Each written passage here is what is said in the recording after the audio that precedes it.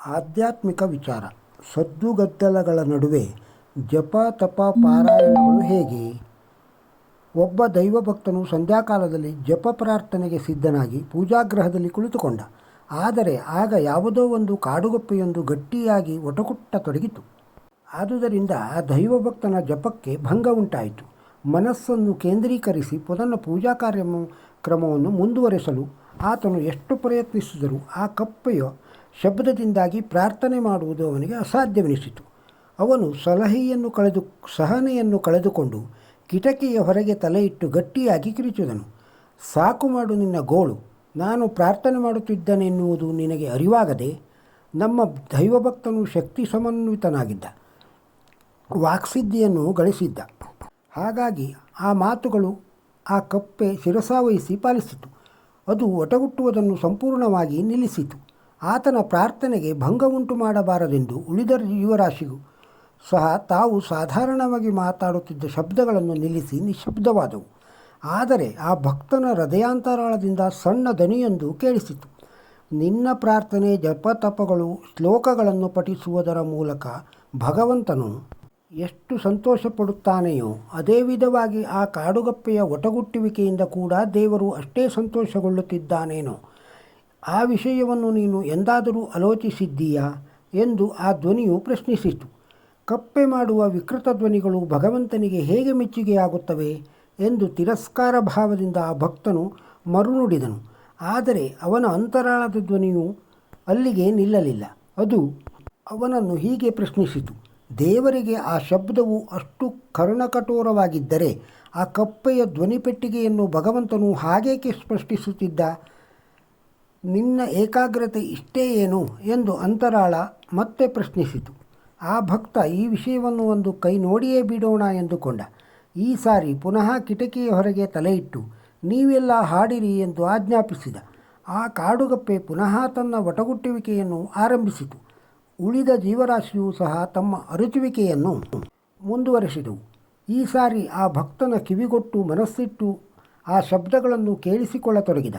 ಈಗ ಅವನಿಗೆ ಆ ಶಬ್ದಗಳು ಕೆಟ್ಟ ಅರಚುವಿಕೆಯಂತೆ ಕೇಳಿಸದೆ ಅವು ಅವನ ಕಿವಿಗೆ ಇಂಪಾಗಿ ಕೇಳಿಸಲಾರಂಭಿಸಿದವು. ಆ ಅಪರಾತ್ರಿ ವೇಳೆಯ ನಿಶ್ಶಬ್ದದಲ್ಲಿ ಆ ಜೀವರಾಶಿಗಳ ಧ್ವನಿಯು ಅವನಿಗೆ ಮತ್ತಷ್ಟು ಶೋಭಾಯಮಾನವಾಗಿ ಕೇಳಿಸಿದ್ದಲ್ಲದೆ ಅವುಗಳ ಧ್ವನಿಗಳ ನಡುವೆ ದೇವರ ಪ್ರಾರ್ಥನೆ ಜಪಗಳನ್ನು ಮಾಡುವುದನ್ನು ರೂಢಿಸಿಕೊಂಡ.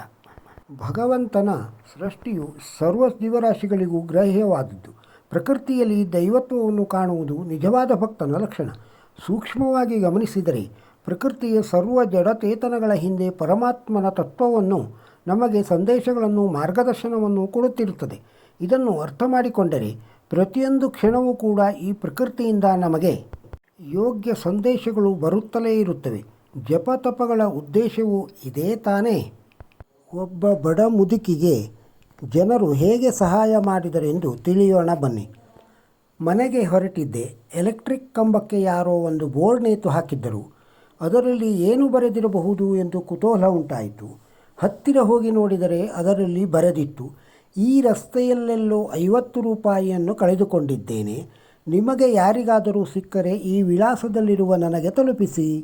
ನನ್ನ ಕಣ್ಣಿನ ದೃಷ್ಟಿ ತುಸು ಮಂಜಾಗಿದೆ, ದಯವಿಟ್ಟು ಸಹಾಯ ಮಾಡಿ.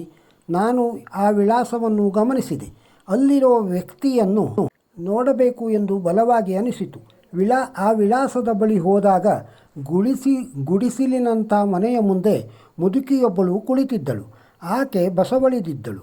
ನಾನು ಬರುತ್ತಿರುವ ಸದ್ದನ್ನು ಕೇಳಿ ಯಾರು ಎಂದಳು.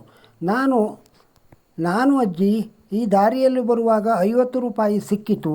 ಕರೆಂಟ್ ಕಂಬದ ಮೇಲೆ ಬರೆದ ಬೋರ್ಡ್ ನೋಡಿದೆ, ನಿಮಗೆ ಕೊಟ್ಟು ಹೋಗೋಣ ಎಂದು ಬಂದೆ ಅಂದೆ. ನನ್ನ ಮಾತು ಕೇಳಿ ಅವಳ ಕಣ್ಣು ತೇವವಾದವು. ಈಗಾಗಲೇ 40ರಿಂದ 50 ಮಂದಿ ಬಂದು ದಾರಿಯಲ್ಲಿ ತಮಗೆ 50 ರೂಪಾಯಿ ಸಿಕ್ಕಿತೆಂದು ಕೊಟ್ಟು ಹೋಗಿದ್ದಾರೆ. ಅಷ್ಟಕ್ಕೂ ಆ ಕರೆಂಟ್ ಕಂಬದ ಮೇಲೆ ನಾನು ಬೋರ್ಡ್ ನೇತು ಹಾಕಿಲ್ಲ, ನನಗೆ ಓದಲು ಬರೆಯಲು ಬರುವುದಿಲ್ಲ ಎಂದಳು. ಪರವಾಗಿಲ್ಲ, 50 ರೂಪಾಯಿ ಇಟ್ಟುಕೊಳ್ಳಿ ಎಂದೆ. ನೀವು ಇಲ್ಲಿಂದ ಹೋಗುವಾಗ ಆ ಕಂಬದ ಮೇಲೆ ಬರೆದ ಬೋರ್ಡನ್ನು ತೆಗೆದುಹಾಕಿ ಎಂದು ನನ್ನನ್ನು ವಿನಂತಿಸಿದಳು. ಸೋಜಿಗವೆಂದರೆ ತನ್ನನ್ನು ನೋಡಲು ಬಂದವರಿಗೆಲ್ಲ ಬೋರ್ಡನ್ನು ತೆಗೆದುಹಾಕುವಂತೆ ಹೇಳುತ್ತಿದ್ದಳು. ಆದರೆ ಯಾರೂ ಹಾಗೆ ಮಾಡಿರಲಿಲ್ಲ.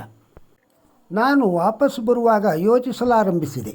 ಕರೆಂಟ್ ಕಂಬದ ಮೇಲೆ ಯಾರು ಈ ಬೋರ್ಡ್ ತಗಲಿ ಹಾಕಿರಬಹುದು? ತನ್ನನ್ನು ನೋಡಲು ಬಂದವರಿಗೆಲ್ಲ ಅದನ್ನು ತೆಗೆದುಹಾಕಿ ಎಂದು ಹೇಳಿದರೂ ಯಾರೂ ತೆಗೆದುಹಾಕಲಿಲ್ಲ. ಯಾರೋ ಒಬ್ಬನಿಗೆ ಆ ಮುದುಕಿಗೆ ಸಹಾಯ ಮಾಡಬೇಕೆಂದು ಅನಿಸಿರಬೇಕು. ಆತ ಬೋರ್ಡನ್ನು ಹಾಕಿರಬೇಕು. ಒಬ್ಬರಿಗೆ ಸಹಾಯ ಮಾಡಬೇಕು ಅನಿಸಿದರೆ ಎಷ್ಟೊಂದು ದಾರಿಗಳಿವೆಯಲ್ಲ. ಅಷ್ಟೊತ್ತಿಗೆ ಯಾರೋ ಕರೆದಂತಾಯಿತು.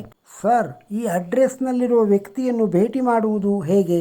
ಅಲ್ಲಿಗೆ ಹೋಗುವುದು ಹೇಗೆ? ನನಗೆ ದಾರಿಯಲ್ಲಿ 50 ರೂಪಾಯಿ ಸಿಕ್ಕಿತು, ಅವರಿಗೆ ತಲುಪಿಸಬೇಕಾಗಿದೆ ಎಂದು ದಾರಿಹೋಕನೊಬ್ಬ ಹೇಳಿದ. ನಾನು ಗದ್ಗದಿತನಾದೆ. ಮಾನವೀಯತೆಯ ಹೊರತೆ ಮಾತ್ರ ಎಂದಿಗೂ ಬತ್ತುವುದಿಲ್ಲ, ಅದು ಎಲ್ಲಾದರೂ ಜಿನುಗುತ್ತಲೇ ಇರುತ್ತದೆ ಎಂಬ ಮಾತು ಎಷ್ಟು ಸತ್ಯ ಅಲ್ಲವೇ? ಮಾನವೀಯತೆಯ ಹೊರತೆ ಎಂದಿಗೂ ಬತ್ತುವುದಿಲ್ಲ, ಅದು ಎಲ್ಲಾದರೂ ಜಿನುಗುತ್ತಲೇ ಇರುತ್ತದೆ ಎಂಬ ಮಾತು ಎಷ್ಟು ಸತ್ಯ ಅಲ್ಲವೇ? ಈ ವಿಡಿಯೋ ನಿಮಗೆ ಇಷ್ಟವಾಗಿದ್ದರೆ ಒಂದು ಲೈಕ್ ಕೊಡಿ, ಇದನ್ನು ಬೇರೆಯವರಿಗೂ ಶೇರ್ ಮಾಡಿ. ನಮ್ಮ ಚಾನಲ್ಗೆ ಇನ್ನೂ ಸಬ್ಸ್ಕ್ರೈಬ್ ಆಗದೇ ಇದ್ದರೆ ಸಬ್ಸ್ಕ್ರೈಬ್ ಆಗಿ. ನಮಸ್ಕಾರ.